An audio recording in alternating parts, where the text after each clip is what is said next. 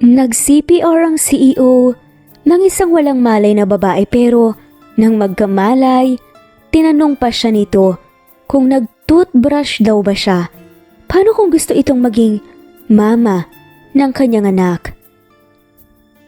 Nagising si Andrew nang maramdamang may kasama siya sa kwarto. Laking gulat niya nang makita si Rowena na siyang yaya ng anak. Nakaluhod dito sa kanyang tabi na tanging bra at panty lamang ang saplot. Sir Andrew, tulog na po si Kael. Kayo naman po ang babantayan ko. Mapang-akit na wika pa nga nito. At agad pang pumaibabaw kay Andrew. Napapikit naman si Andrew at inis na isinandal ang ulo sa unan. Umalis ka na, bago pa kita padampot sa pulis. Seryosong saad ni Andrew. Sir, hindi niyo po kailangang bayaran ng extra. Special service ko po to. Pagpupumilit pa ni Rowena. At pilit na hahalikan ang amo. Agad na itinulak naman ni Andrew palayo si Rowena. Martin! Sigaw pa nito sa kanyang alalay na mabilis na pumasok sa kwarto. Sir Andrew, ano pong? Hindi na natuloy pa ni Martin ang sasabihin ng makita ang wala pang isang buwan na yaya ni Kael. Itapon mo palabas ng bahay ko ang babaeng yan at siguraduhin mo lang na hindi na yan makakalapit pa kay Kael. Galit na utos ni Andrew. Pasensya na po kayo sir, hindi na po talaga mauulit. Agad namang humingi ng pasensya si Rowena nang sinusuot nito ang damit. Subalit kinaladkad na siya ni Martin palabas ng kwarto. Inilagay ni Andrew ang dalawa niyang palad sa mukha at hinagod ito hanggang sa kanyang buhok. Inis ang nararamdaman dahil sa paulit-ulit ng ganitong pangyayari. Halos lahat ng naging yaya ng anak niyang si Kael ay nais na makipagtalik sa kanya. Katulad ni Rowena, bigla na lamang maghuhubad ang mga to upang siya ay akitin.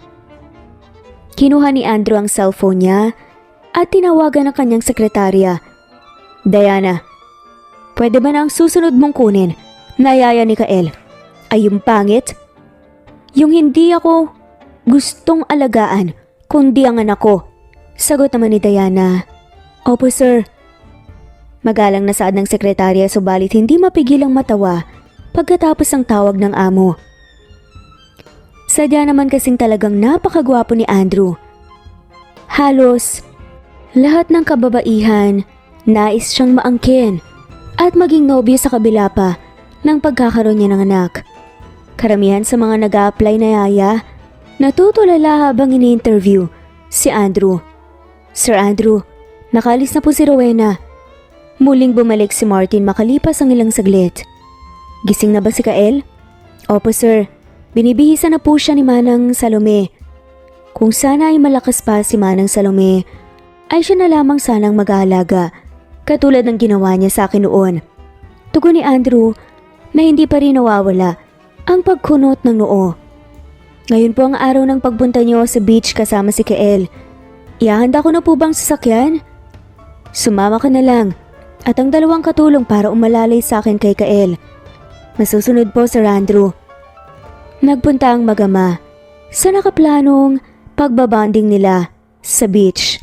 5 taong gulang na si Kael at hindi pa ito nakakita ng dagat kaya naman ito ang napili ni Andrew na puntahan nilang mag-ama. Daddy, gusto ko pong lumangoy sa dagat! Excited na sigaw naman ng bata. Oo naman anak, lalangoy tayo. Nakangiting sagot naman ni Andrew. Matapos makapagpalit ng panglangoy na damit, mabilis na hinila ni Kael si Andrew patungo sa dalampasigan. Habang naglalaro ang bata, napansin ito sa di kalayuan ng isang taong nakahiga sa baybayin. Daddy, tignan mo may mermaid! Inosenteng saad ng bata. Halika anak. Agad na naglakad palapit ang mag-ama dito. Maayos pa ang kulay ng babae senyales na ito ay buhay pa. Nilapitan ito ni Andrew at hinawakan sa leeg upang makapa ang pulso. Idinikit din niya ang tenga sa dibdib ng babae para makasiguradong may buhay pa nga ito. Mabuti na lamang at mayroon alam na first aid si Andrew. Kaya naman naisip niyang bigyan ng CPR ang babae. Agad niya itong iniayos. Sa pagkakahiga at sinimula naman ang procedure. Daddy, ano pong nangyari sa mermaid? Susubukang gisingin ni Daddy ang mermaid. Sa unang pagtulak ng palad ni Andrew sa dibdib ng babae, hindi ito nagbigay ng kahit na anong response. Mga ilang beses niya itong inulit subalit wala pa ring nangyari. Kaya naman nagdesisyon si Andrew na gamitan ito ng mouth-to-mouth resuscitation. Daddy, halikan mo si mermaid. Diba po, si Snow White yung kinis ng prince para gumising? Tanong muli ng anak nang makitang hinawakan ni Andrew ang bibig ng babae. Gigisingin lang siya ni Daddy, anak.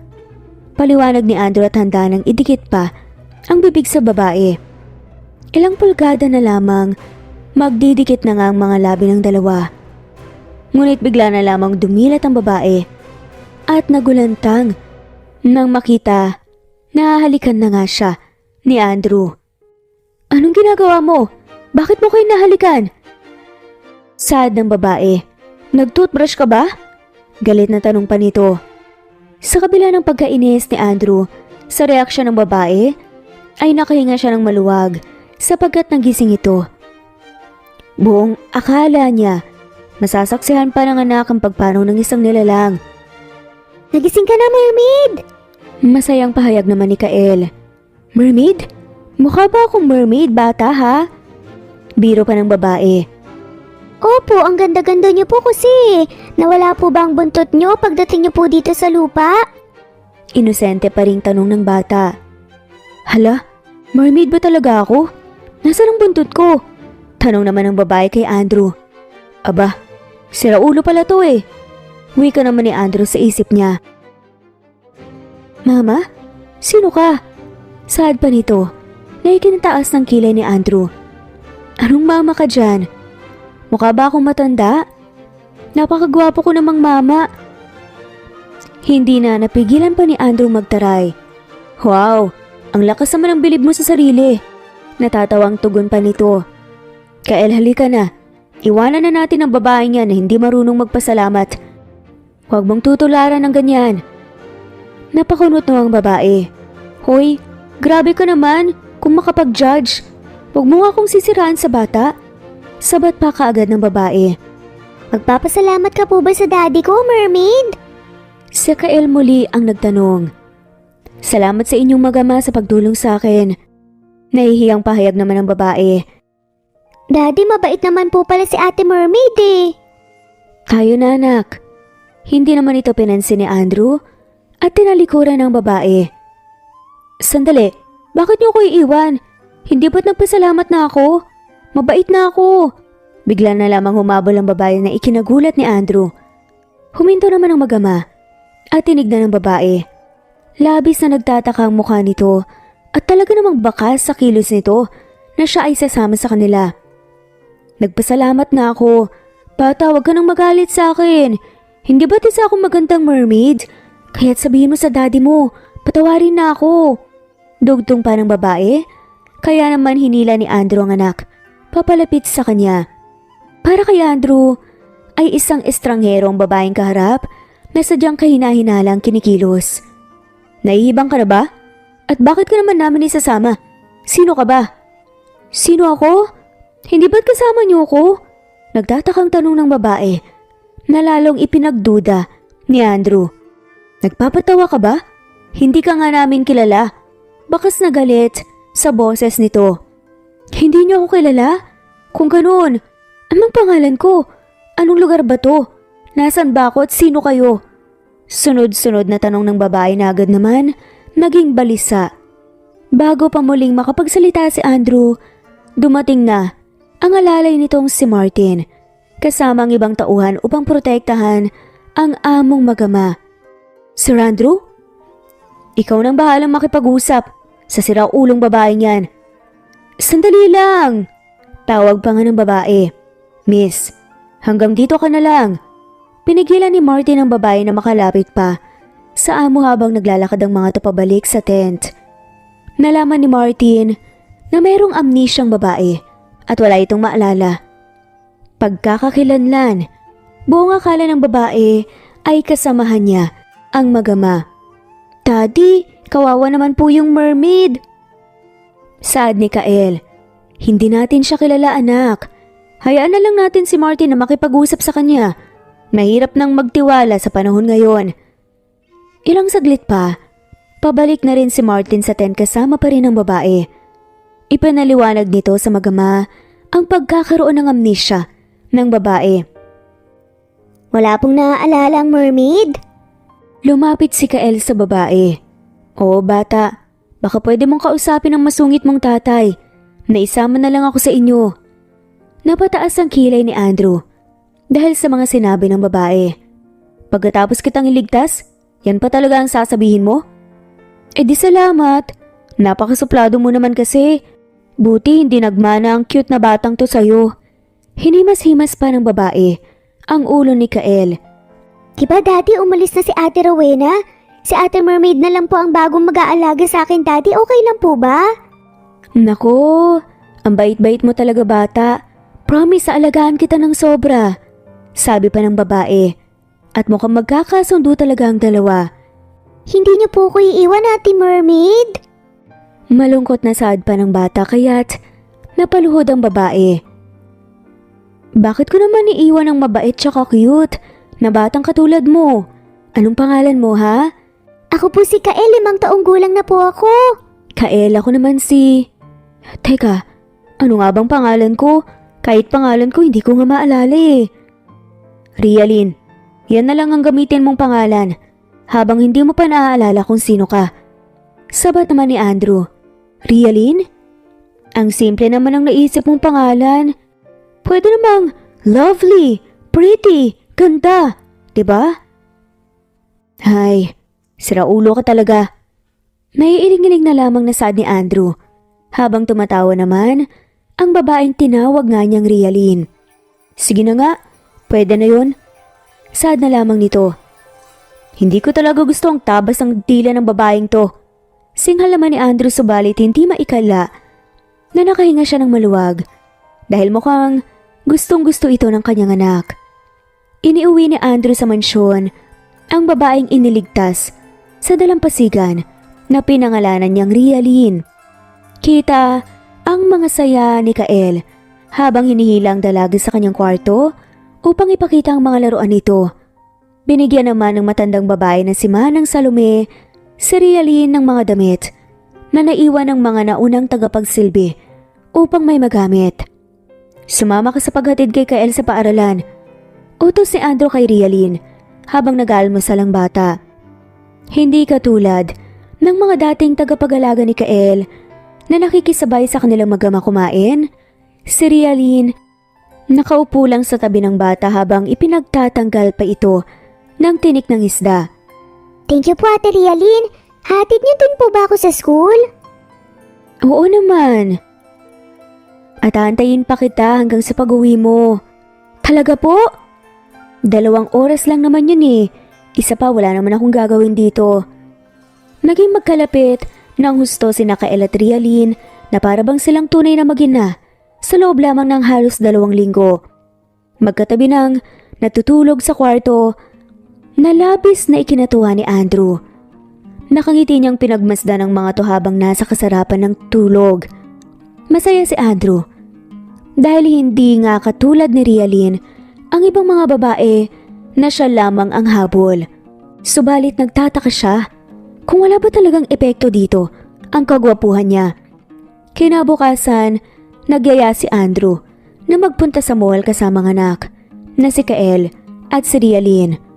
Bukod sa makabili ng bagong laruan ng anak ay mabili rin ng damit si Rialin bilang pasasalamat dito. Bakit mo ko binibilang ng damit, Andrew? Hindi talaga naiiwasan ni Andrew na magtaas ng kilay sa tuwing tinatawag siya ni Rialin sa pangalan lamang na parabang hindi nito alam na sila ay magamo. Sir Andrew, ilang beses ba kitang iko-correct? Asiwa at inis namang saad ni Andrew. Napangiti na lamang ang babae. Hindi ko naman naalalang pumayag ako na magtrabaho sa'yo, hindi ba? Nandito ako dahil inaalagaan ko si Kael, kapalit ng pagtira ko. Aba talaga namang.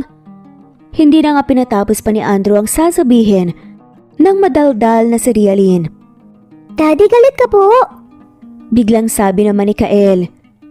Syempre hindi anak. Dalian mo nang pumili ng damit nang makabili na si Kael. Okay na to sa akin. Huwag ka nang magabala pa.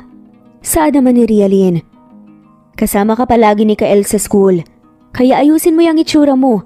Sa ayaw at sa gusto mo, pumili ka na. Inis na bumulong pa si Andrew kay Rialyn. Wala namang ibang nagawa si Rialyn, kundi ang sumunod dito. Naghanap siya ng mga damit na gusto niya bago nagpunta sa fitting room upang sukatin ito.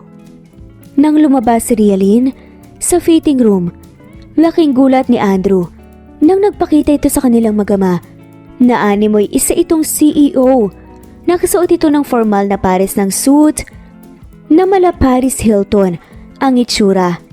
Halos napako ang mata ni Andrew sa dalaga dahil sa ganda nito at talaga namang nababagay ang damit na para bang isa talaga itong mayaman. Ate Rialyn, ang ganda-ganda niyo po! Maging ang batang si Kael, labis na namangha. Ano ba yung suot mo? Kunwaring naiinis na sa naman ni Andrew. Teka, sinunod ko lang naman yung inutos mo ah. Sagot naman ni Rialyn. Tagapag-alaga ka ng anak ko, hindi ka sosyo ko.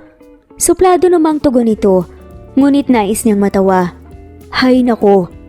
Umirap na lamang si Rialyn at muling pumasok sa fitting room. Hindi naman maiwasan ni Andrew na isipan na marahil ay isang mayaman ang tunay na katauhan ni Rialyn. Hindi man maalala, nang isipan ay ang kilos naman ito ang nagsasabi ng pinanggalingan. Maya-maya pa, muling bumalik si Rialyn na nakabistida na naman. Isang sopistikadang princess of Wales naman ang itsura nito. Sa pagkakataong to, yun ay hindi na nga maiwasang mabighani ni Andrew. Wow, Ate Rialyn, para ka pong princess!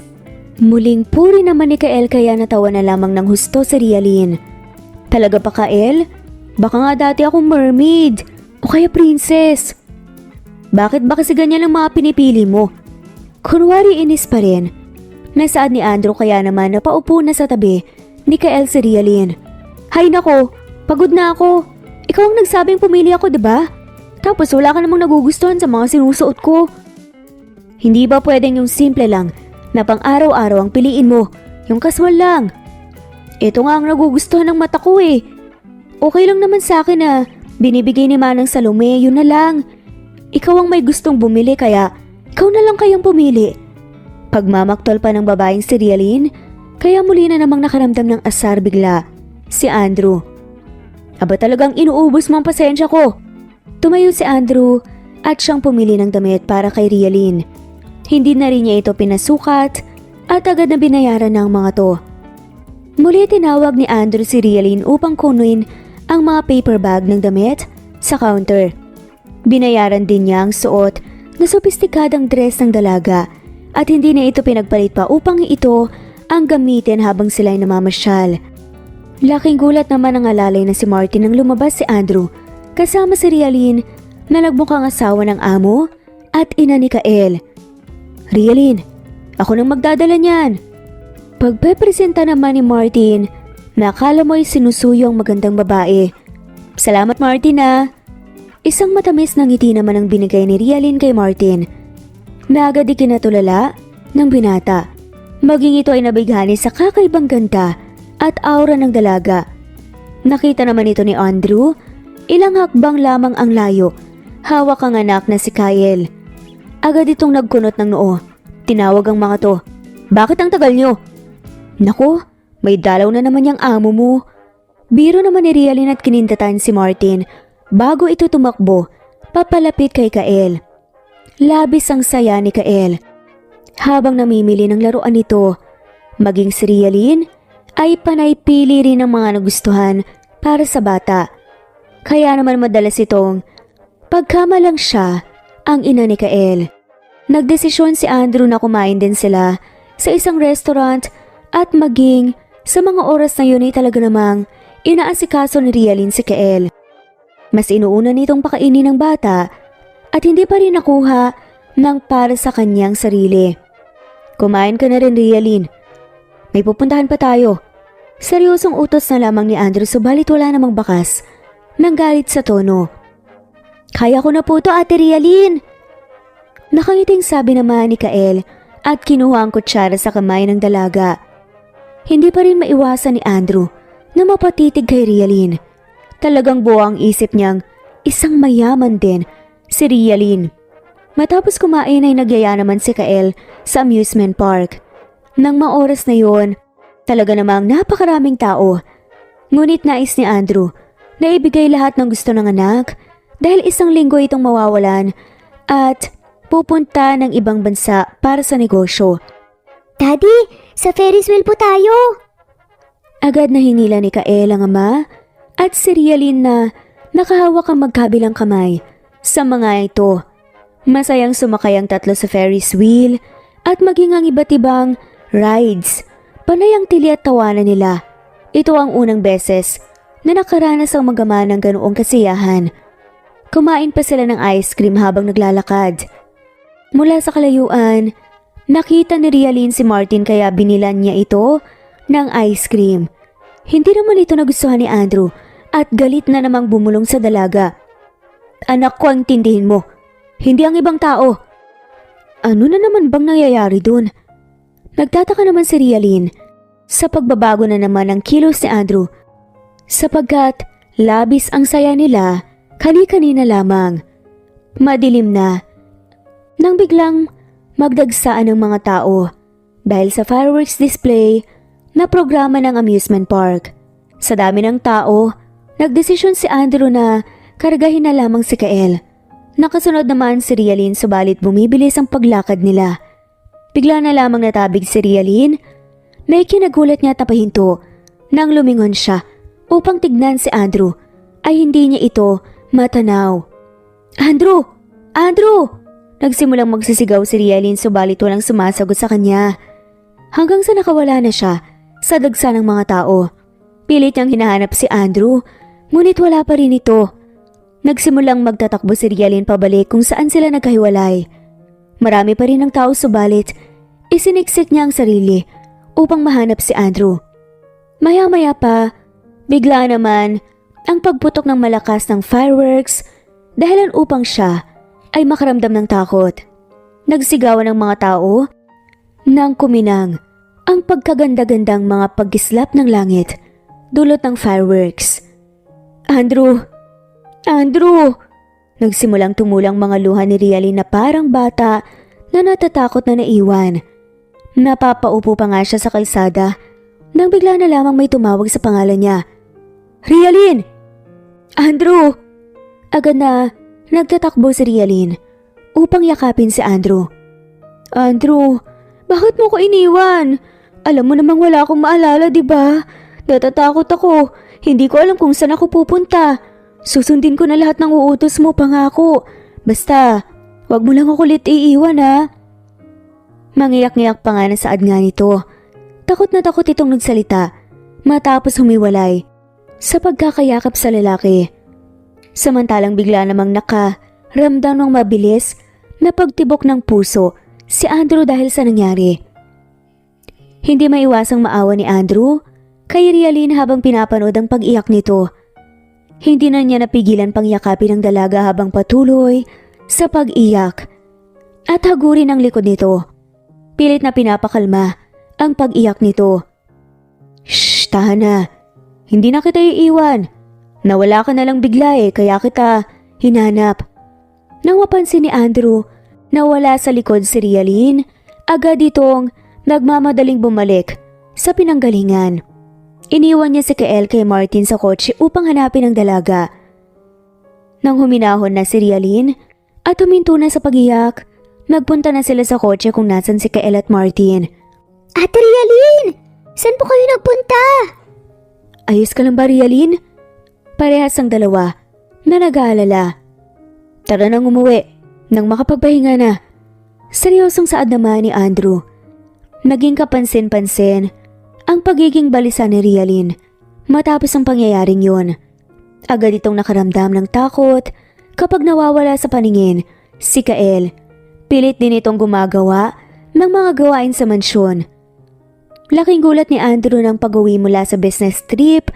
Nakitang nagbubuhat ng mabigat na balde si Rialyn upang maglinis ng garden. Sa bigat ng timbay na dapa pa nga ito. Biglang nagalala si Andrew. Mabilis na pinuntahan ang dalaga. Ano bang ginagawa mo? Sir Andrew, pasensya na po. Ulitin ko na lang po ang pagkuha ng tubig. Sagutin mo ang tanong ko. Bakit ka nandito? Nasaan si Kael? Nagtataka naman si Andrew dahil sa pagtawag ni Rialyn. Napatulog ko na po siya kaya tumutulong po ako sa gawain ni Manang Salome. Nakayukong tugon na lamang nito. Halika. Hinila ni Andrew si Rialyn papasok sa sala. Ano bang nangyayari sa'yo? Ang sabi ni Kael, hindi mo siya pinapayagang magpunta sa playground. Sir Andrew, nag-aalala lang naman po kasi ako baka mawala po kami at saka hindi makabalik dito eh. Nahinto si Rialyn sa pagsasalita nang marinig ang pagbuntong hininga ni Andrew. Pasensya na po Sir Andrew, pakiusap po wag mo akong paalisin. Hindi ko alam kung saan ako pupunta. Wala pa rin po talaga kasi ako naaalala eh. Ilang beses ko bang uulitin na hindi kita paalisin? Isa pa, kung sakali mang maligaw ka, ipapahanap at ipapahanap kita. Kaya pwede ba? Tigilan mo na ang pag-aalala, hindi kita pababayaan hanggat wala kang naalala. Tutulungan kita. Hindi na napigilan ni Andrew. Nakausapin ito ng masinsinan at ipaliwanag ng husto ang saloobin niya. Pagkaangat naman ang ulo ni Rialyn ay labis ang tuwa sa narinig. Maraming salamat po Sir Andrew. Isang matamis na ngiti ang muling sumilay sa mga mata at labi ng dalaga. Habang ito ay nakapikit, kaya't natigilan na naman ito at napatitig. Nang dumilat si Rialyn, nakita niya ang pagtitig ni Andrew. May problema ba, Sir Andrew? Andrew na lang. Mas nakakailang pala kung ganyan ang tawag mo sa akin. Heto pala, para sa'yo. Iniabot ni Andrew ang cellphone mula sa bulsa niya. Kay Rialyn, sigurado akong marunong kang gumamit nito. Nakasave na ang number ko ni Martin at ng sekretarya kong si Diana. 3 kaming pwede mong tawagan kung sakali mong mawala ka ulit. Salamat Andrew. Muling mahigpit na niyakap ni Rialyn si Andrew na agad namang nagpangiti sa lalaki ng palihim. Makalipas ang ilang araw ay muling umalis ang mag-ama patungo sa probinsya kasama si Rialyn. Wala mang kaalam-alam ang dalaga kung saan sila pupunta. Buo ang tiwala niya na hindi siya pababayaan ni Andrew dahil sa mga binitawan nitong salita. Isang hindi kalaking lumang bahay ang kanilang pinuntahan na siya palang tirahan ng mga lolo at lola ni Kael. Lolo, Lola! Masayang sigaw naman ang bata mula sa bintana ng kotse. Apo! Matapos magkumustahan, nabaling ang paningin ng dalawang matanda kay Rialyn. Saad ng lolo ni Kael, may bago ka na palang kasintahan na Andrew? Naku, hindi po. Siya po ang tagapag-alaga ni Kael. Ganun ba? Pasensya ka na iha. Napakaganda mo kasi. Nagkita na ba tayo dati? Mukha kasing pamilyar sa akin eh. Talaga po? May ideya po ba kayo kung sino ako? Mabilis na hinawakan ni Rialyn ang mga braso ng matanda na ikinagulat nito. Sabihin niyo po sa akin. Lumipat kaagad si Andrew upang pigilan ang dalaga. Umiling ito, hudi at nabitawan ni Rialyn ang matanda. Naku, paumanhin po talaga, pasensya na po. Aalis na po kami. Kael, magpapakabait ka anak. Babay po Daddy, babay po Ate Rialyn. Parehas na hinalikan ni Kael ang dalawa bago tuluyang umalis. Nagstay sila Andrew at Rialyn sa isang hotel malapit. 2 naman ang kwarto na nakuha nila. Na unit kaya magkasama sila. Ayaw din kasi ni Rialyn na humiwalay kay Andrew at mas pipiliin pang matulog sa sahig kasamang lalaki. Salamat Andrew na pumayag ka na kasama ako sa kwarto. Pangako wala naman akong gagawin na kahit na ano sa'yo eh. Hindi naman kita mamanyakin. Madaldal na saad pa nga ni Rialyn. Sasabihin ko ulit sa'yo Rialyn. Hanggat nasa puder kita, ay kargo ko lahat ng mangyayari sa'yo. Maraming salamat. Naintindihan ko. Ngumiti muli si Rialyn bago pumasok sa kwarto. Kinagabihan, nagyaya si Andrew na mag-dinner silang dalawa ni Rialin. Simpleng dinner lang naman yun, subalit nagayos pa rin ang dalaga upang maging presentable naman kahit papaano. Muling nanlaki ang mga mata ni Andrew habang naglalakad papalapit si Rialin. Hindi may itatatwa ang kagandahang taglay ng dalaga at talaga namang kabigha-bigha ni ito. Pasensya na Andrew sa pag-aantay. Nakangiting sa lubong ni Rialin. Sa nakatulala pa ring binata. May problema ba? Tanong muli nito. Wala naman, tara na. Saad na lamang ni Andrew. Tumayo si Andrew at inalalayan pa ang dalaga hanggang sila ay makarating sa restaurant. Tahimik at maganda ang ambience ng lugar. Kaya naman wala silang tigil sa kwentuhan at tawanan. Ito ang unang beses na masayang nakipagkwentuhan si Andrew sa isang babaeng kailan lang naman niya nakilala. At higit sa lahat, walang halong mali siya ang turing sa kanya. Hindi naman lang nabanggit sa kanilang pag-uusap ang patungkol sa pagtatalik o kaya ang akitin siya. Nagyaya pa si Andrew na maglalakad-lakad sila hanggang sa nauwi ang usapan tungkol kay Kael na labis na ikinagulat ng dalaga. Ano? Hindi mo tunay na anak si Kael? Anak siya ng half-sister ko na namatay kasama ang asawa niya sa aksidente. Sila yung mga magulang ng totoong tatay ni Kael. Tuwing bakasyon, inihahatid ko si Kael para manatili sa kanila ng 3 araw. Noon lamang napagtanto ni Rialin na malayo nga ang mukha ni Kael kay Andrew. Patuloy lang na nakinig ang dalaga sa mga kwento hanggang sa makabalik siya sa kwarto sa hotel. Bigla ding naisip ng dalaga kung sino nga kaya siya at saan siya nakatira. Sana'y maalala ko na kung sino ako para hindi na ako makaabala sa'yo. Biglang sabi ni Rialin sa lalaki. Ano ka ba? Hindi ka abala sa akin. Ang totoo ay masaya akong dumating ka sa buhay namin. Naging panatag ako. Alam ko na pati rin si Kael. Nagkatinginan ang kanilang mga mata na parabang nangungusap. Bigla na lamang lumapit si Andrew upang halikan si Rialin. Hindi rin naman tumanggi ang dalaga at tinanggap ang mga to. Naging mainit ang sadyang mapusok ang naging paghahalikan ng dalawa hanggang sa inihiga na nga ni Andrew si Ria sa sofa. Bigla na lamang napahinto si Andrew at tinitigan muli si Ria habang habol ang kanilang paghinga. Pasensya na. May girlfriend ako. Agad tumayo ang binata at tumalis patungo sa kanyang kwarto. Naiwan naman ang dalagang nakahiga sa sofa at hawak ang kanyang dibdib na mabilis din ang pagtibok ng puso. Dahil sa nangyayari ay nagkaroon ng ilangan sila Andrew at Rialin pagbalik sa bahay. Hindi rin inaasahan ang pagbalik ng kasintahang si Tiffany mula sa Europe. Andrew, mahal ko! Agad na hinalikan ni Tiffany si Andrew habang ang kamay nito ay nakapulupot sa leeg ng binata.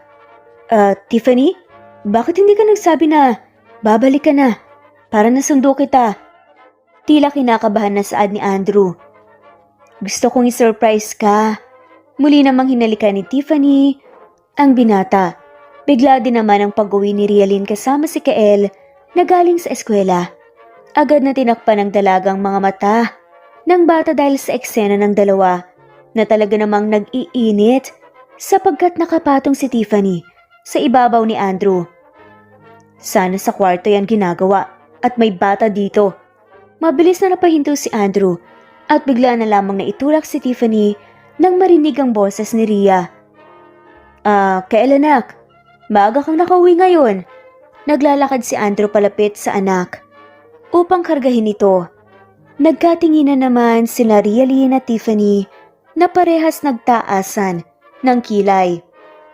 Pupunta na kami sa kwarto ni Kael. Pwede na kayong magpatuloy. Tayo na. Para malaro mo ng bago mong toys. Saad na lamang ni Rialin para sumunod si Kael sa kanya kaagad. Excited na po ako, Ate Rialin! Kinuha ni Rialin si Kael at siyang kumarga dito papunta sa kwarto nito. Hindi ko gustong ugali ng bago mong katulong, Andrew. Hindi ba ang sabi mo ay yung pangit na ang kukunin mo? Hindi ba kaakit-akit naman ang babaeng yan? At sigurado ka ba na hindi ka inaakit niyan? Kunwari nagtatampo pa si Tiffany habang hinahaplos pa ang dibdib ng lalaki. Hindi naman siya katulong. Nakita namin siya ni Kael sa dalampasigan. Wala siyang maalala at wala ring pagkakakilanlan. Kaya iniuwi ko muna upang mag-alaga kay Kael. Aba, kailan ka pa naging Samaritan? May pagdududa sa mga tinig ni Tiffany. Huwag ka nang magselos. Tara na. Nagtungo ang dalawa. May problema ba, mahal? Biglang naitulak ni Andrew si Tiffany. Sa paghahalik nito nang biglang naalala ni Andrew nang sakupin niya ang mga labi ni Rhea. Nagtataka si Tiffany dahil sa pagbabagong yun ng kasintahan. Bigla na lamang kasing nawala ang dating pananabik nito sa kanya sa tuwing siya ay babalik mula sa ibang bansa. Wala naman, mahal. Pagod lang siguro. Pagsisinungaling ni Andrew. Sa kabilang kwarto naman iniisip din ni Rialyn ang binata. Hindi niya maiwasan na makaramdam ng selos habang ini-imagine ang ginagawa ng dalawa. Napahawak siya sa kanyang labi at muling inalala ang mga matatamis na halik ni Andrew sa kanya. Ate Rialyn, may problema po ba? Maging si Kael nagtaka sa ikinilos ng dalaga. Wala naman, Kael. Agad na niyakap ni Rialyn ang bata at nagtatakang maramdaman. Nabasa ang kanyang pisngi. Naiyak pala siya kaya ganun na lang ang pag-aalala sa mukha ni Kael. Lumipas ang mga araw, naging madalas ang pagkikita ni Tiffany at Rialyn. Kahit anong iwas ang gawin ni Rhea, palagi siyang kino-corner ni Tiffany. Hoy muchacha, kunin mo nga to. Mayabang na utos pa ni Tiffany na agad namang sinabat ni Kael. Hindi po katulong ang ate Rialyn ko. Hayaan mo na ang hitong yan, Kael. Mahihirapan talagang kumilos ang hito. Palaban na sa naman ni Rhea. Ang kapal naman ang mukha mo. Galit na sinumbatan ni Tiffany si Rialyn at kinaladkad pa palabas.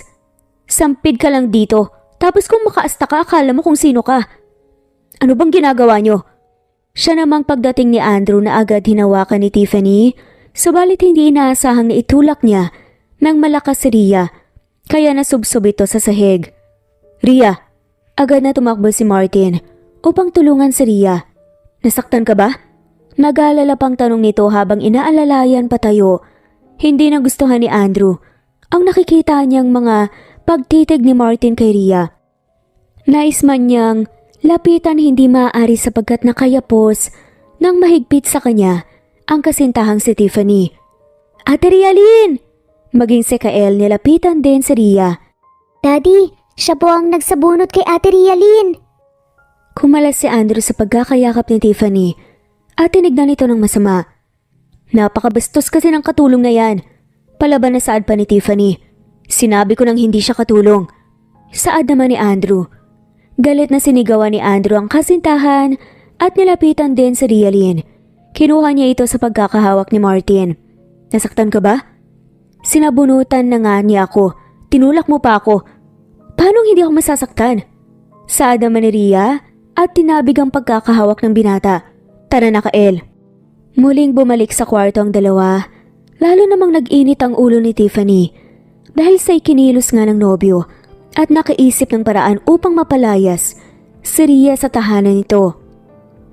Kinagabihan ay naisipang silipin ni Andrew si Rhea sa kwarto nito matapos umuwi ng kasintahang si Tiffany. Nais niyang humingi ng pasensya sa inaasal nito kaninang umaga. Subalit pagpasok niya ay wala ang dalaga sa kwarto. Napaupo siya sa kama at inisip na marahil natutulog na ito sa kwarto ng kanyang anak na si Kael. Patayo na sana siya nang bigla na lamang lumabas si Rhea mula sa banyo at nakatapis lamang ito ng towel. Sa gulat na makita si Andrew, nabitawan nito ang towel at agad na lumantad ang hubad nitong katawan sa harap ng binata. Tuluyan nang tumayo si Andrew na nakatitig sa katawan ng dalaga na animoy, inimbitahan siyang angkinin nito. Pilit mang nais gumalaw ni Rhea. Naging estatwa na ang kanyang katawan at napako na ito sa kinatatayuan.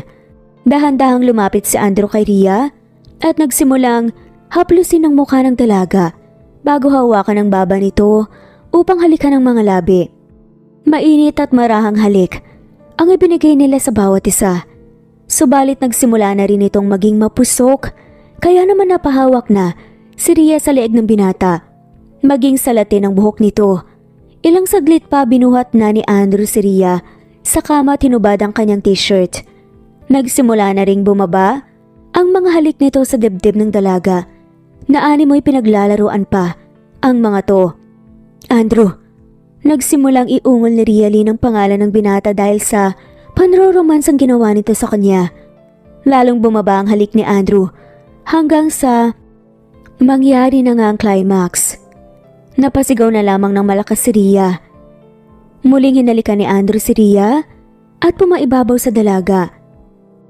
Rhea Lynn, laking gulat ni Andrew nang makitang umiiyak si Rhea. Ano bang ginagawa mo? Di ba may girlfriend ka na? Bakit mo to ginagawa sa akin? Patuloy ang pag-iyak ni Rhea kaya agad na natigilan si Andrew. Patawad.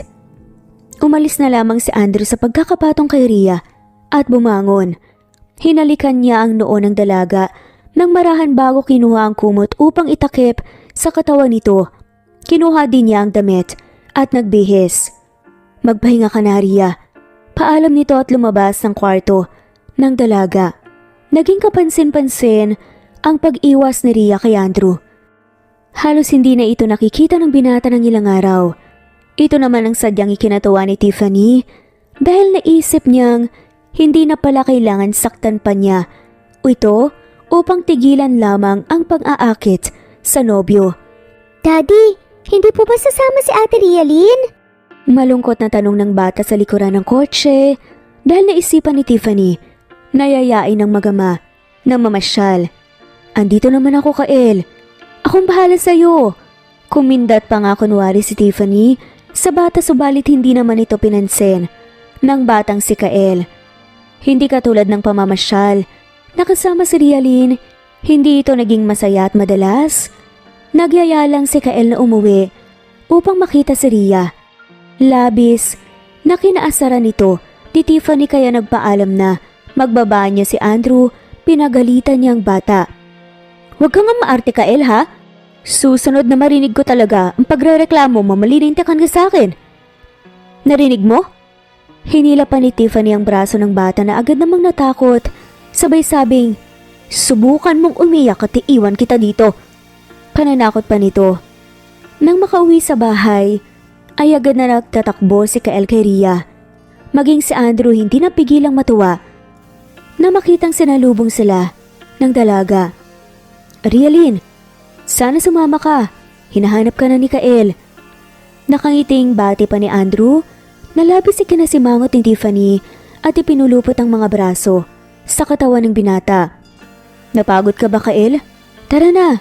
Subalit hindi naman kumibo si Rhea. Sa pagbati ni Andrew sa halip ay si Kael ang inistama.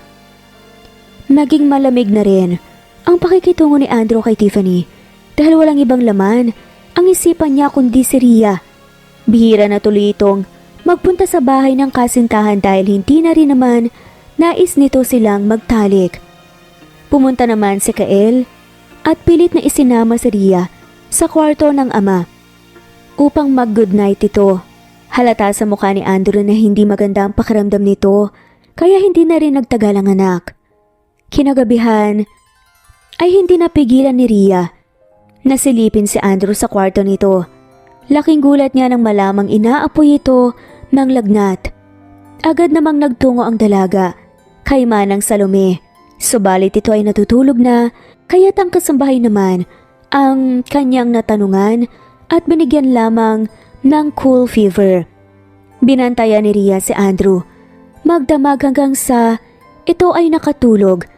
Nakaupo sa tabi ng kama habang hawak pa ang kamay ng binata. Nagtataka namang dumilat si Andrew nang makaramdam ang nakadikit sa kanyang noo. Hindi rin niya mapigilang mapatawa nang makitang pati ang mga braso niya ay may cool fever na nakadikit. Iniisip ba niyang kailangan kong magkaroon ng ganto sa buong katawan? Hinaplos na lamang ni Andrew ang buhok ni Rhea. Matapos tumawa, muling naalala ang nangyari sa kwarto nito nang minsan silang muntik magtalik. Magmula noon Hindi na niya magawang makipagsiping pa sa kasintahang si Tiffany, bagkus ay inaasam na sana si amnesia girl na lamang na si Rhea ang kanyang makasama. Dahan-dahan na ring nagdilat ng mata si Rhea at agad na lumapit kay Andrew nang makita niya nagising ito. Kamusta ang pakiramdam mo, Andrew? Okay na ako, Rhea. Salamat sa pagbabantay mo sa akin. Bakit ka ba naman kasi nilagnat? Nag-aalalang tanong nito. Siguro napagod lang sa trabaho. Ano pang kailangan mo? Lalo pang lumapit si Rhea, kaya tinaplos ni Andrew ang mukha ng dalaga. Labas tayo mamaya ni Kael. Namiss kita kakwentuhan. May kasintahan ka na. Hindi ko naman siya asawa. Tsaka isa pa, mukhang hindi naman maganda ang attitude niya. Hindi niya gusto si Kael. Maaari ko siyang hiwalayan. Ganun lang kabilis yun? Agad na tumaas ang kilay ni Rhea. Kung yun ang dapat kong gawin, gagawin ko. Deserve naman siguro nating sumaya. Pati siya. Nakaiting saad ni Andrew. Nahihibang ka na ba? Agad na lumayo si Rhea subalit hinila siya ni Andrew at mahigpit na niyakap. Hindi ko maintindihan pero hindi ka mawala sa isip ko, Rhea. May amnesia ako at wala akong maalala. Wala akong pakialam basta ang alam ko. Mahal na kita, Rhea. Makikipaghiwalay na ako kay Tiffany. Labis ang sayang nararamdaman ni Rhea nang marinig ang pagtatapat ni Andrew. Nang mga nakalipas na araw, sadyang kalungkutan ang kanyang nararamdaman lalo na sa tuwing makikitang magkasama sila Tiffany. Kaya hindi niya inaasahan to. Andrew, bigla na lamang natigilan si Rhea Lynn nang halikan siya ni Andrew sa kanyang labi. Muling naglapat ang kanilang mga labi at naghalikan ng pagkatamis-tamis. Hinawakan ni Andrew ang leeg ng dalaga at muli na naman itong inihiga sa kama. Pakiusap, Rhea. Pumayag kang lumabas tayo ngayon. Maayos na ba ang pakiramdam mo? Sa dami ng cold fever sa katawan ko, talaga namang naging effective yan. Natatawang saad pa ni Andrew. Kaya't mabilis na hinampas nang marahan ni Rhea ang braso nito. Muling nagsama sila Andrew, Rhea at Kael na mamasyal kaya naman labis ang tuwa ng bata. Daddy, mas gusto ko pong kasama si Ate Rhea Lynn kapag namamasyal po tayo. Sige anak, si Ate Rhea Lynn ang lagi nating isasama. Saad ni Andrew sabay ngumiti at ginulo ang buhok ng anak. Masayang-masaya ang tatlo na animoy isang tunay na pamilya. Hindi mawala-wala ang ngiti nila sa labi. Subalit kabaliktaran naman ito para kay Tiffany na hindi pumayag na makipaghiwalay kay Andrew. Tinawagan siya ng binata upang makipagkalas ngunit mariing nakipagtalo si Tiffany. Sa hindi inaasahang pangyayari, tinapakan ni Tiffany ang silinyador ng kotse nang makitang naglalakad si Rhea. Dahilan upang mabangga ito, gumulong si Rhea sa kalsada habang ang kotse naman ay hindi huminto. Nagimbal ang magama sa nakita at dali-daling tumawag ng ambulansya. Makalipas lamang ang ilang oras, nagkamalay na rin si Rhea. Alalang-alalang hinawakan ni Andrew ang kamay ng dalaga. Kumusta ang pakiramdam mo, Rhea? Rhea Lynn? Bakit mo ko tinatawag sa ganyang pangalan? Nagtatakang saad ni Rhea. Naalala mo na ba kung sino ka, Rhea Lynn? Tila natutuwa naman at kinakabahan at the same time na saad ng lalaki. Sinabi ng hindi Rhea Lynn ang pangalan ko. Ako si Cassandra Emilia Salvador. Natigilan si Andrew nang marinig ang pangalang binanggit ni Rhea sapagkat ito ang pangalan ng bunsong apo ng pinakamayamang negosyante sa bansa. Nakikilala mo na ako ngayon. Tila mataray pa na saad ni Cassandra. Sigurado ka ba sa sinasabi mo? Mukha ba akong nagsisinungaling? Tawagin mo na ang sekretarya kong si Bella, bilisan mo! Aroganteng utos na ito kay Andrew. Nananatiling nakatayo sa kanyang harapan. Dali na! Masungit na dagdag pa nga nito. Walang imik na lamang na umalis si Andrew sa kwarto kung nasan si Rhea na isa palang anak mayaman. Kaya naman, pala ganun na lamang ang mga naging kilos nito. Subalit higit sa lahat, ng kanyang inaalala ay nawala na ang kanyang iniibig na si Rhea. Iniisip niyang hindi na ito naaalala pa ng dalaga. Kinaumagahan nagulat na lamang si Andrew nang sunduin si Rialyn ng isang limousine na talaga namang napakagarbo at mamahaling sasakyan. Ate Rialyn, saan ka po pupunta? Naiiyak na tawag pa ng bata. Agad naman itong hinawakan ni Andrew. Anak, uuwi na siya sa kanila kaya hindi na natin siya makakasama pa. Ayoko po, Daddy! Mabilis na tumakbo ang bata para yakapin si Ria. Lumapit si Andrew subalit natigilan nang lumuhod si Cassandra. Bata, hindi Rialyn ang pangalan ko, kundi Cassandra. Anong pangalan mo? Ako po si Kael. Ate Cassandra, wag po kayong umalis. Wag po niyo kaming iwan ni Daddy. Pinunasan pa ni Cassandra ang luha ng bata. Huwag ka nang umiyak. Hindi magandang tignan ng lalaking naiyak. Lumapit si Andrew upang kunin ang anak sa pagkakayakap kay Cassandra. Ito ang calling card ko. Tawagan mo ko para mabayaran ko ang ginawang pagtulong sa akin. Pangmamataas na wika ni Cassandra na talaga namang ikinadismaya ni Andrew. Malayong malayo ito sa ugali ni Ria na siyang kanilang nakasama sa loob ng halos 8 buwan. Hindi nito alam kung ano ba talaga doon ang totoo niyang personality. Umalis na ng tuluyan si Ria na ngayon bilang ang tunay na Cassandra upang magbalik sa mansyon ng mga Salvador. Hindi lingid sa kalaman ng dalaga na panganib ang nag-aabang sa kanya matapos i-anunsyo ng kanyang lolo na siya ang susunod na tagapagmana. Saad ng lolo ni Cassandra? Cassandra, ang aking paboritong apo ay nagbalik na. Masayang hayag ng matanda na marinig nga ang balita. Dali-daling ipinatulak nito ang wheelchair upang salubungin ng dalaga. Lolo, masaya rin namang tumakbo si Cassandra upang yakapin ang kanyang lolo. Kamusta na po kayo, Lo? Nangingilid ang mga luha sa mata nang mahawakan muli ang apo. San ka ba nagpunta, apo ko? Kung san-san kita hinanap? Nakabalik na po ako, Lolo. At hindi na po ako aalis sa tabi niyo. Nang may hatid ng lolo, pabalik sa kwarto nito ay pumunta na si Cassandra. Sa opisina kausap si Bella. Nahanap na ba si Michael? Ma'am Cassandra, nakalimutan niyo na po ba ang nalaman natin bago kayo nawala? Ang sabi ng tumulong sa akin, nagkaroon ako ng amnesia. Ano ba namang alam ko doon? Na-aksidente po si Sir Michael. Magdadalawang taon na po ngayon. Ano? Gulat na tanong ni Cassandra. Halos mapatayo si Cassandra. Sa pagkabigla sapagkat si Michael ay ang napakabuti niyang assistant na hindi niya maiwasang mahalin dahil sa pag-aalaga nito. Subalit mayroon na itong asawa at anak. Na-aksidente po siya kasama ang kanyang asawa. May mga iniwan po siyang dokumento sa inyo na inilagay po ninyo sa inyong vault.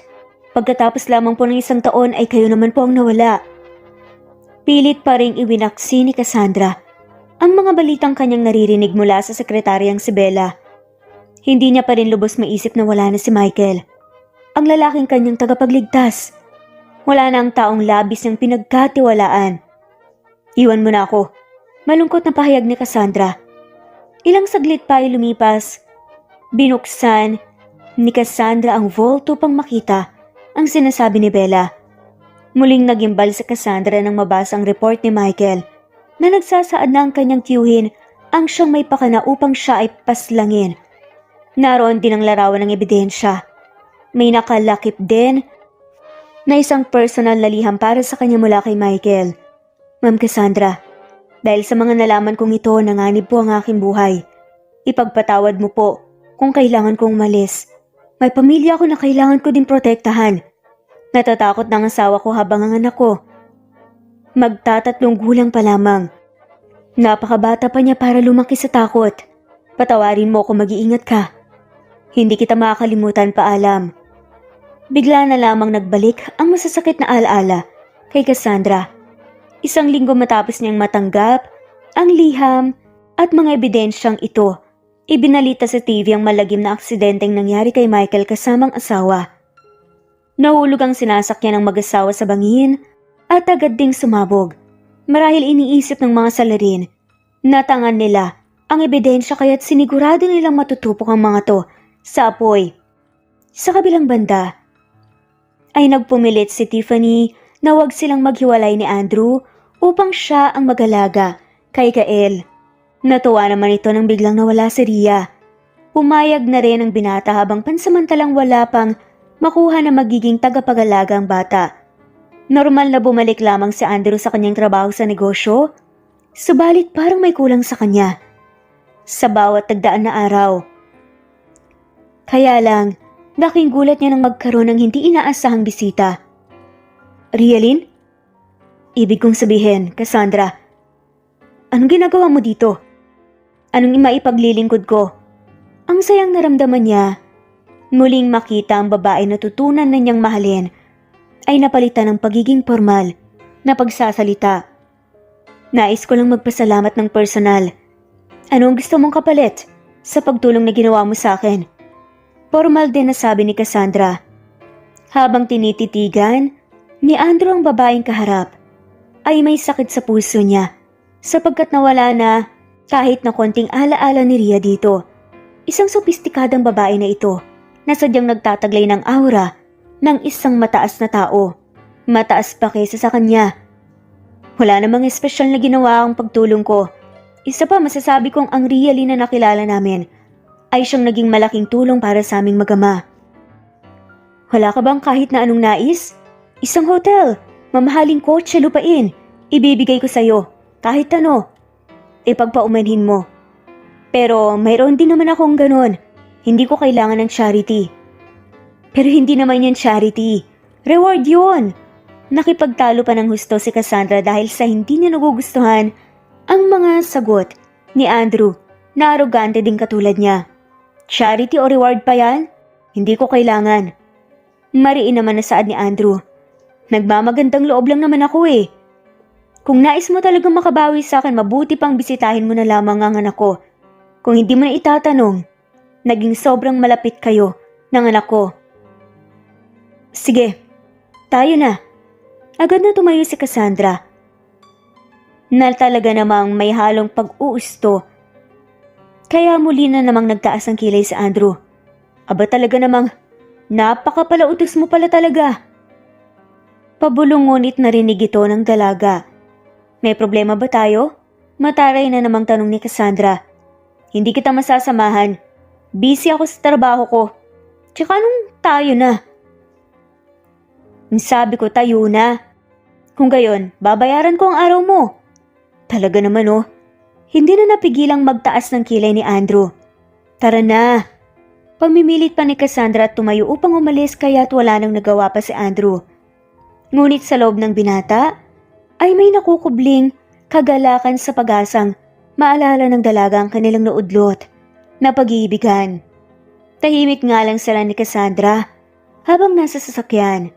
Hindi mapigilan ng binata ang kanyang mga mata na paulit-ulit itong sulyapan. Nagkaroon ba tayo ng relasyon? Hindi natiis ni Cassandra na tanungin si Andrew dahil pansin naman niya ang mga nakaw nitong tingin. May girlfriend ako, kaya imposible ang tinatanong mo. Ganun pala eh. Bakit ganyan ka makatingin sa akin? Taas noong saad pa ni Cassandra. Napakaganda mo kasi. Maganda ka noon, subalit mas maganda ka pa ngayon, Cassandra.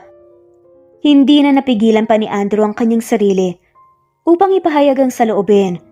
Bigla na lamang namula ang pisngi ni Cassandra at tumititig din sa binata. Walang ano-ano'y kumilos ang kanyang mga kamay upang haplusin ang mukha nito. Hinawakan naman ni Andrew ang mainit na palad na dumadampi sa kanyang pisngi.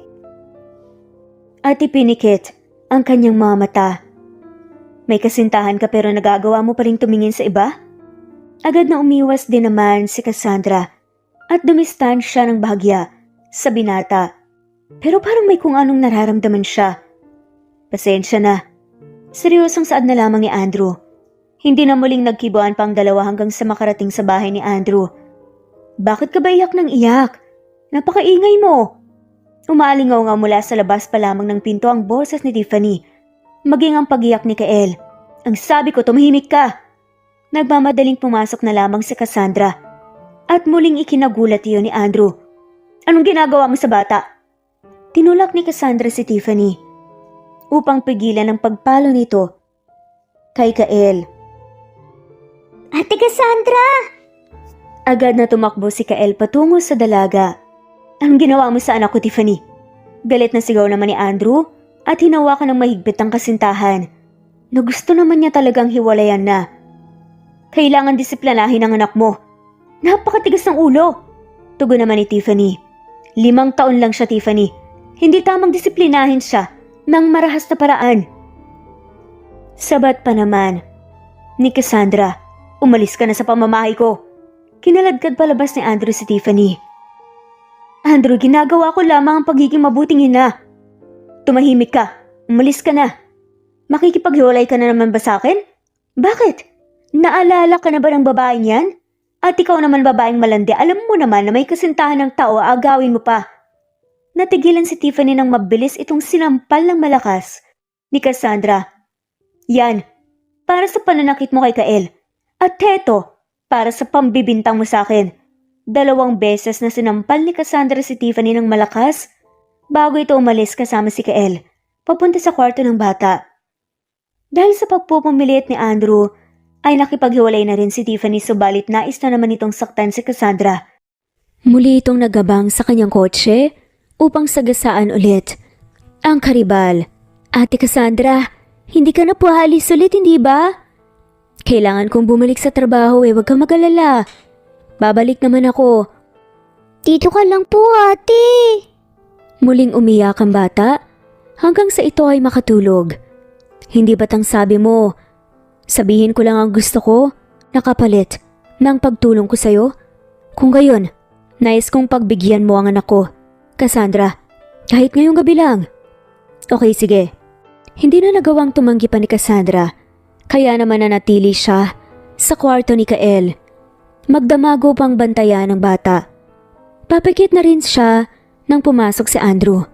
Pasensya ka na sa abala. Nakatulog na ang anak ko, maaari mo na siyang iwan. Pinapalis mo na ba ako? Mataray na sabat pa ni Cassandra. Kaya naman napatawa si Andrew. Hindi naman sa ganoon. Ang totoo, masaya ako nagstay ka ngayong gabi. Bakit hindi ka muna magpalit ng damit mo? Wala akong dala. Nasa kwarto mo palang mga gamit mo. May kwarto ako dito? Nagtatakang saad pa ni Cassandra. Oo naman. Hindi mawala-wala ang ngiti sa labi ni Andrew habang naglalakad sila papunta sa kwarto na ginamit ni Cassandra noong siya ay si Rialyn pa lamang. Laking gulat ni Cassandra nang makitang hindi mukhang pang-alila ang kanyang tinulugan sa bahay ni Andrew. Maging ang cabinet ay puno ng mga damit na maayos at mamahalin pa. Pati na rin ang mga nasa vanity mirror, puno rin ng cosmetics. Nakakagulat na hindi mo ako pinatulog sa maid's quarter. Ganun ba ako kasama sa paningin mo? Muling sumilay ang ngiti sa labi ni Andrew. Naalimoy na nga akit ito. Lumabas ka na nga nang makapagbihis na ako. Namiss kita, Rialyn. Biglang saad ng lalaki. Bigla na lamang lumapit si Andrew kay Cassandra at matamis itong hinalikan. Wala namang pagtanggi ang dalaga at tinanggap ito nang hindi nagalinlangan. Masuyo silang naghalikan hanggang sa naging mapusok na naman ito dahilan upang muling ihiga ni Andrew si Cassandra sa kama. Dati na ba tayong nagsiping? Biglang tanong ni Cassandra matapos maghiwalay ang kanilang mga labi at parehas nga na sinasalamin ang mabilis na paghinga. Muntik lang. Kung nais mo akong muling pigilan, hihinto ako. Ayokong pilitin ka. Pero nagulat naman ang lalaki sa saad ni Cassandra. Gusto ko. Pero hindi bilang si Rialyn, kundi bilang si Cassandra. Nakaharap mo ngayon. Sa pagkakataong yun si Cassandra na ang humalik sa labi ni Andrew, ang halik na siyang naging hudyat upang tuluyan na sila ay magtalik. Hindi lubos sa kalain ni Andrew na siya pala ang unang lalaking umangkin sa dalaga kaya naman mas lalong nahulog ang loob nito. Mahal kita, Cassandra. Saad ni Andrew habang patuloy sa pag-indayog sa ibabaw ng dalaga hawak ang kamay nito. Na't nakatitig ang kanilang mga mata sa isa't isa. Andrew, daing parang dalaga habang sila ay nagdanaig. Bumagsak ang katawan ni Andrew sa ibabaw ni Cass. Nalabis ang sayang nararamdaman. Huwag mo na kaming ulit iiwan, Cassandra. Rialyn, mahal ko. Masayang nakatulog si Andrew. Yakap ang mahigpit ang babae na kanyang ina sa masam. Kinabukasan pagmulat ng mata ni Andrew at nakatitig sa kanya si Cassandra habang hinahaplos ang kanyang muka. Napakaganda mo talaga, mahal ko. Muling hinagka ni Andrew ang mga labi ng dalaga na siya na namang nauwi sa ginawa nila. Habang magkayakap matapos ang ginawa, hindi na iwasan na magtanong ni Cass. Muling ipinaalam ni Andrew kay Cassandra na hindi niya tunay na anak si Kael. Subalit nanlaki naman ang mata ng dalaga nang banggitin ito ang tunay na pangalan ng tatay ni Kael. Michael Castro? Ang pangalan ng tatay ni Kael? Agad bumangon si Cass. Hila ang kumot na siya namang ipinagtaka ni Andrew. Oo, mahal. Asawa siya ng half-sister ko. Kilala mo ba siya? Hinawakan ni Andrew ang mga braso ng dalaga. Si Michael, siyang assistant ko noon. Baka sa mukha ni Cassandra ang pagkatakot. Anong nangyari? Hindi pa natatapos magsalita si Andrew, ay nagbihis na si Cassandra. Kaya maging siya ay bumangon upang magbihis. Cassandra, sandali. Mabilis na hinabol ni Andrew ang dalaga na nagmamadaling umalis. Agad nitong hinawakan ang mga braso ni Cassandra. Manganganib ang buhay niyo ni Kael kung mananatili ako dito, Andrew. Pilit na kumakawala si Cassandra. Cassandra, makinig ka sa akin. May hinala na ako noon na hindi lang basta aksidente ang nangyari sa kanila. Kaya nga ngayon, ikaw na may alam ng lahat. Kailangan ko ng tulong mo para mabigyan ng hustisya ang pagkamatay ng kapatid ko. Andrew, namatay si Michael dahil sa pagpoprotekta sa akin. Ayokong pati ang anak niya at maging ikaw mawala din lang dahil sa akin. Hindi ko hahayaang mangyari yun, Cassandra. Magtiwala ka sa akin. Mahigpit na niyakap ni Andrew si Cassandra hanggang sa ito ay mahimasmasan. Ipinagtapat lahat ng dalaga ang pagpabanta sa kanyang buhay. Nalaman ni Michael ang plano ng aking tiyuhin na ipapatay ako kaya ginawa niyang lahat upang makahanap ng ebidensya. At pagkatapos noon, nangyari na nga ang aksidente. Maging ang pagkawala ko matapos kaming magpunta sa beach ng mga kaibigan ko para mag-paragliding. Naputol ang lubid at natangay ako ng hangin hanggang sa bumagsak ako sa isang dalampasigan. Napahinto si Cassandra at tumingin kay Andrew. Naalala ko na, Andrew. Iniligtas niyo ako ni Kael. Andrew, tulungan mo ako pakiusap. Muling pag-iyak ni Cassandra at mahigpit na niyakap si Andrew. Gagawin ko ang lahat para protektahan ka, Cassandra. Nagkasundo ang dalawa na pupunta sila sa mansyon ng Salvador upang si Andrew ang ipakilala ni Cassandra bilang kanyang kasintahan at kunin na rin ang mga ebidensya na magdidiin sa kanyang tiyuhin. Huminto sila saglit sa isang kasulinahan nang bigla na lamang may humarurot na isang kotse at muntik na namang mabangga si Cassandra. Cassandra! Agad na hinila ni Andrew si Cass at niyakap ito upang mailayo sa kalsada. Martin, kunin mo ang record ng CCTV. Utos ni Andrew habang tinuturo ang CCTV. Ayon sa CCTV ay kotse ni Tiffany ang sasakyan. Yon kaya labis na galit si Andrew. Hindi naman maiwasan ni Cassandra ang magbiro. Maging ang kasintahan mo, pinagtatangkaan talaga ako. Ikaw ang kasintahan ko. Saad naman ni Andrew. Pero naghiwalay lang naman kayo dahil bumalik na ako, diba? Matagal na ako nakikipaghiwalay talaga sa kanya.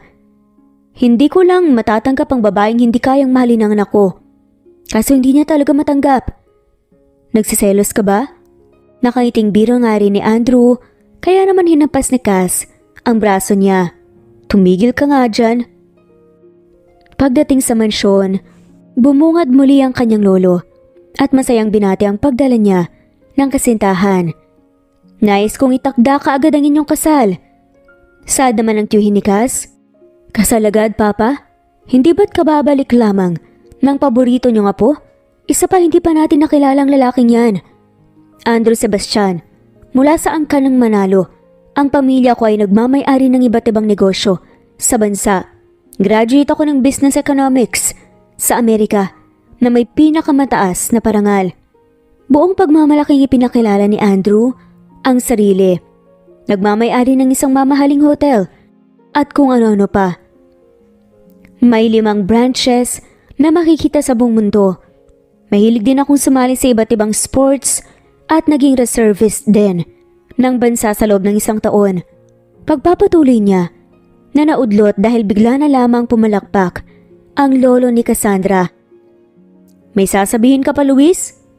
Tanong pa nga ng matanda na parang naghahamon sa kanyang anak na tiyuhin ni Cass. Kung yan ang gusto niyo, Papa. Tahimik na lamang na umalis si Luis sa sala at nagpunta sa kanyang opisina. Halos ibalibag lahat ni Luis ang gamit sa kanyang lamesa nang dahil sa galit.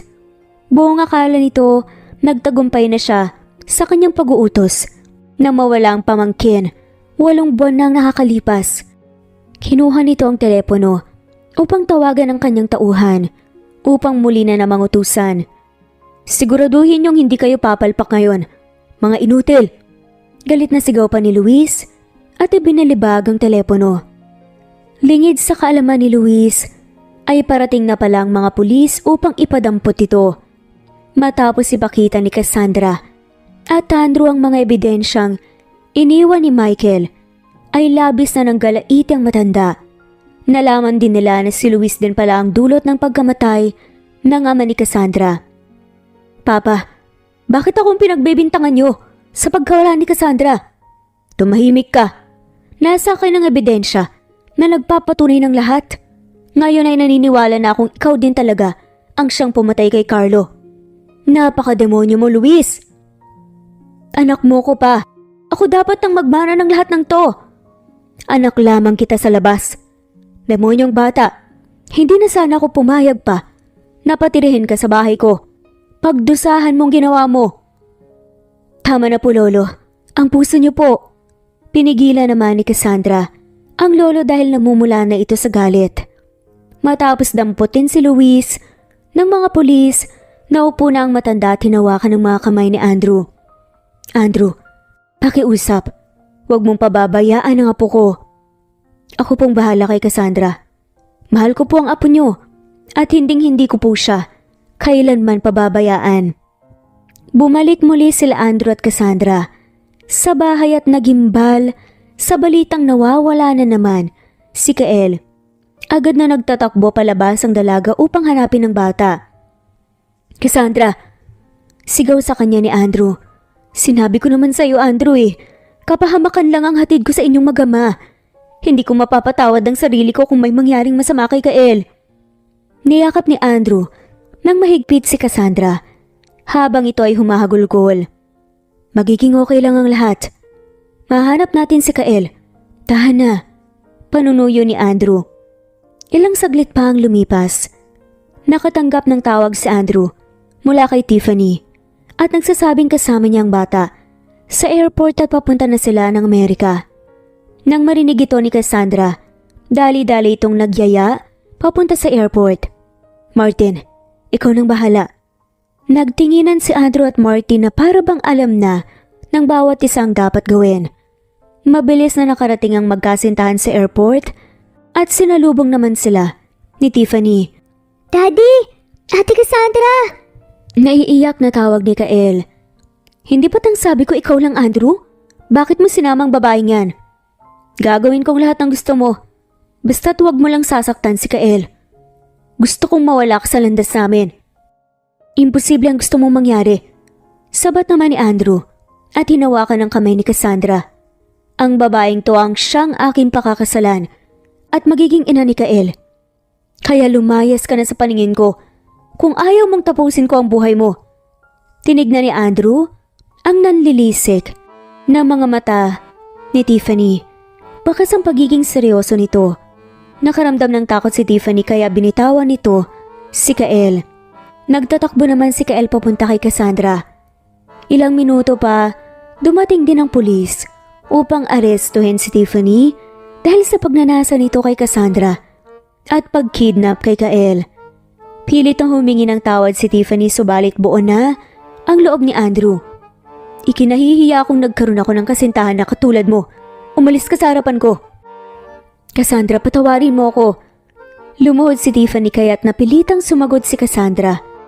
Batas na ang bahalang magparusa sa'yo. Saan nito at kinarga na si Kael palabas ng airport. Matapos mabigyan ng angkop na kaparusahan ang lahat ng nagkasala. Masaya na rin inasikaso nila Andrew at Cassandra ang kanilang kasal. Hindi matawaran ng labis na kaligayahan na kanilang nararanasan, kapiling ang bawat isa.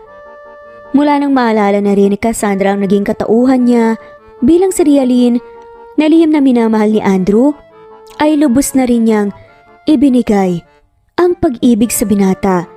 Maging si Kael ay masayang maging magulang sila Andrew at Cassandra sa kabila ng nangyari sa kanyang tunay na mga magulang. Bilang anak, ay siyang naghatid ng singsing para sa mag-asawa habang ito ay kinakasal sa simbahan. Ako si Cassandra Emilia Salvador.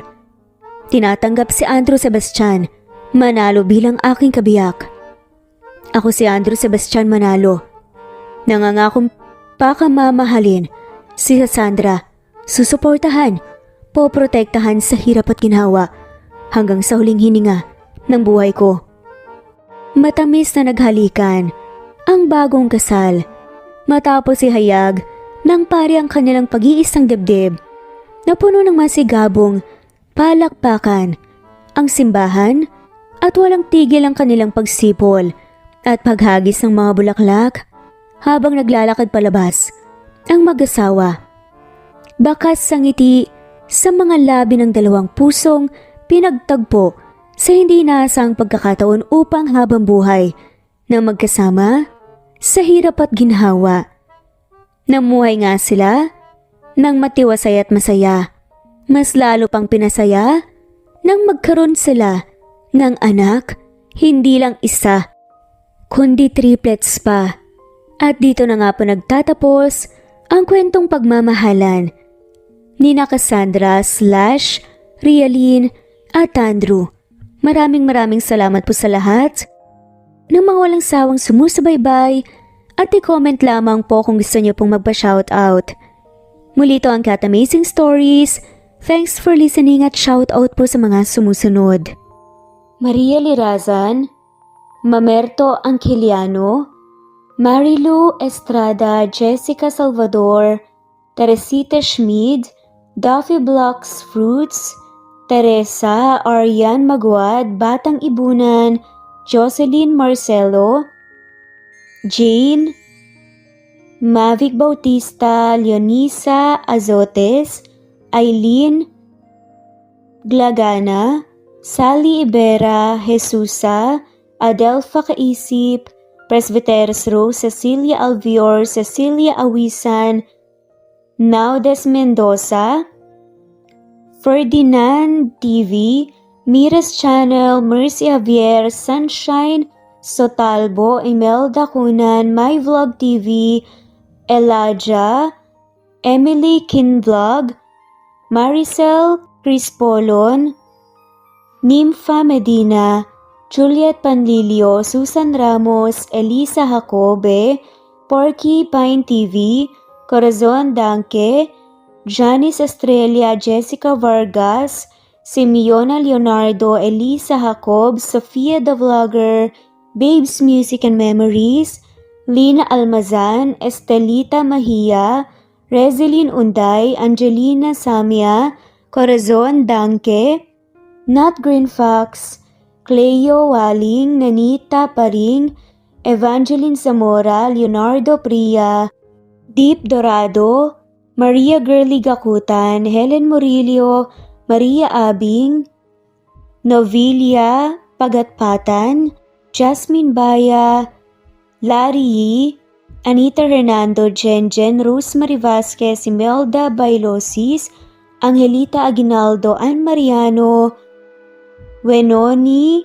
Anya Lucas, Orlando Cruz Marquez, Rogelio Unica, Emily Amoy, Maria Flor Sevillano, Clara, Harem Ruhi, Jesusa, Carmencita Falcon, Priscilla Aquino, Celsa Anselmo, LV Candontol, Charlie, Josefa Doque, Emily Kinlog, Fe Navares, Merlin Bilbar, Lynn Lee, Susan Upaga, Lolita, Giko, Joyce, Zenaida Porter, Maria Elizabeth Turija, Augustina Aniceto, Irma Katubig, G, Ellen Cervantes, Janet, Sunshine Sotalbo, Susana, at shoutout na rin po sa lahat ng mawalang sawang sumusubaybay. Maraming salamat po.